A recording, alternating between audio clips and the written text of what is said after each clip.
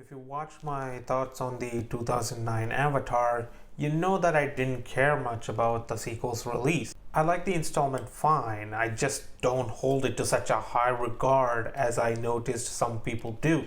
Despite all that, I knew I would regret it later in my life if I let go of the opportunity to watch this visual spectacle again in the theater. So I watched the sequel to the 2009 released Avatar, titled Avatar: The Way of Water, and these are my thoughts on the movie. I watched this movie in the theaters, booked the afternoon show as I had some work in the morning, and I saw it in 3D.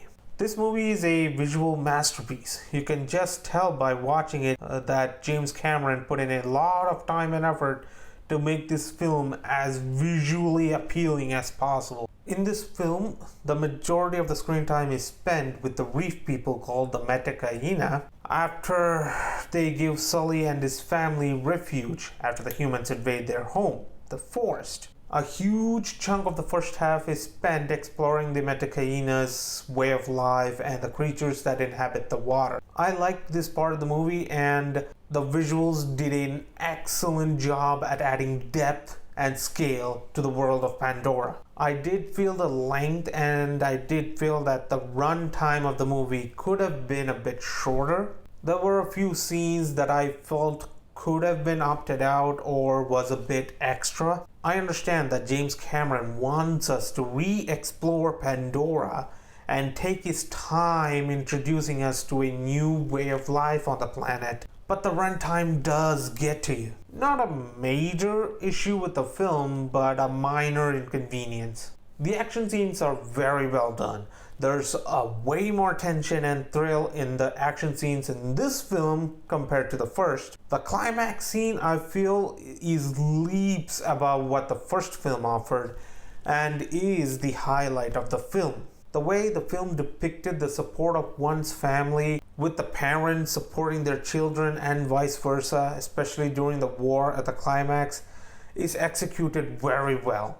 The themes of environmentalism and the dangers of the unchecked capitalism is explored in a thought-provoking manner. The second half is where I connected with the movie the most. I have to admit, I was on the verge of getting bored in the first half with the exploration aspects, and I thought at the time that the second half might bore me to sleep. I was wrong on the later part of my statement on the second half picks up momentum after a tiresome first half. I cared for Sully's kids. I wanted the villain to die again, and I was emotionally connected to some of the reef people. The climax is awesome, and in my opinion, everything gets progressively better in the second half. Now comes my major issues with this film. First, while the movie is a visual masterpiece with the emphasis on visuals, from a storytelling perspective, it's not up to par. There's nothing unique about the story, and even the first Avatar had the same issue, and it's very evident in this film as well.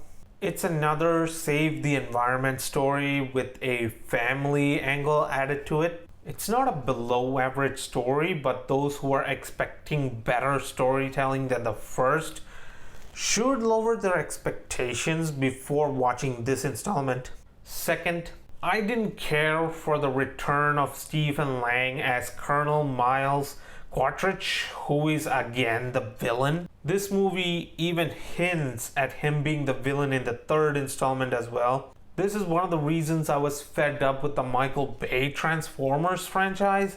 The villain is always Megatron over and over. I'm genuinely hoping that's not the case with this franchise.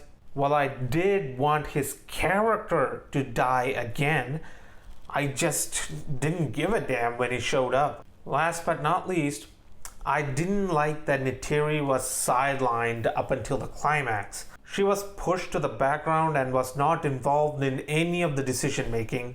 She just goes along with what Sully says with little to no resistance, and she has very few lines in this film. In short, I felt like she was a much stronger character in the first film compared to this one. Those are my issues with the film. However, I still enjoyed the movie and I also enjoyed the 3D. I usually hate 3D, but I didn't mind it this time. A minor inconvenience that I experienced was that the print shown in the theater that I went to censored all the profanity. Overall, Avatar: The Way of Water is a worthy addition to the Avatar franchise and a must-see for fans of the original film. The stunning visuals, the thrilling action, and thought-provoking themes make it a film that will stay with you long after the credits roll. This movie focuses more on Sully's kids, making it very evident that they are going to be more prominent in the later installments. Whether or not this movie is better than the first requires me to watch this movie again on a smaller screen, as I'm not sure at the moment. All I can say for now is that if you haven't watched this film in theaters yet, I highly recommend you watch this in theater, preferably in 3D, because the visuals won't be as grand on a smaller screen.